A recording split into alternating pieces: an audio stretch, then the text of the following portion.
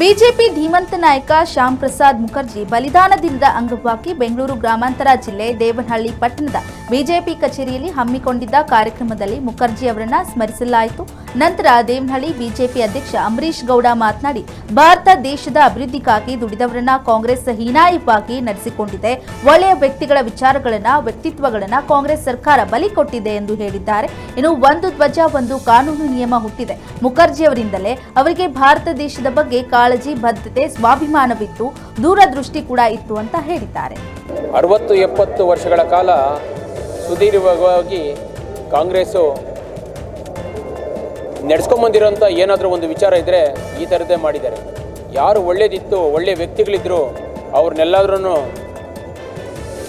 ಬಲಿದಾನ ಮಾಡೋಂಥದ್ದು, ಮತ್ತು ಅವ್ರನ್ನ ಹತ್ತಿಕ್ಕುವಂಥದ್ದು, ಮತ್ತು ಅವರ ಬಗ್ಗೆ ಮುಚ್ಚಿಡುವಂಥನೇ ಕೆಲಸ ಮಾಡ್ಕೊಂಡು ಬಂದಿದ್ದಾರೆ. ಇವತ್ತು ಅವರ ಇತಿಹಾಸನ ತೆಗೆದು ನೋಡಿದಾಗ ಪಾರ್ಟಿ ಯಾವುದಾದ್ರೂ ಇರಲಿ, ಅವರ ಒಂದು ಕಾರ್ಯವೈಖರಿ ಏನಿತ್ತು, ಸ್ವಾಭಿಮಾನ ಏನಿತ್ತು, ಈ ದೇಶದ ಬಗ್ಗೆ ಬದ್ಧತೆ ಏನಿತ್ತು, ಕಳಕಳಿ ಏನಿತ್ತು, ಈ ದೇಶ ಉಳಿಬೇಕು, ಈ ದೇಶ ಒಂದು ಬಾವುಟ, ಒಂದು ಕಾನೂನು ಇರಬೇಕು ಅಂತ ಪ್ರಥಮವಾಗಿ ಅವರು ಹೋರಾಟ ಮಾಡಿದ್ದಂಥ ವ್ಯಕ್ತಿಯವರು. ಹಾಗಾಗಿ ದೇಶ ಸುಭಿಕ್ಷವಾಗಿರಲಿ ಅಂತ ಮಾತ್ರ ಅವರ ಒಂದು ಧ್ಯೇಯ ಉದ್ದೇಶ ಇತ್ತು.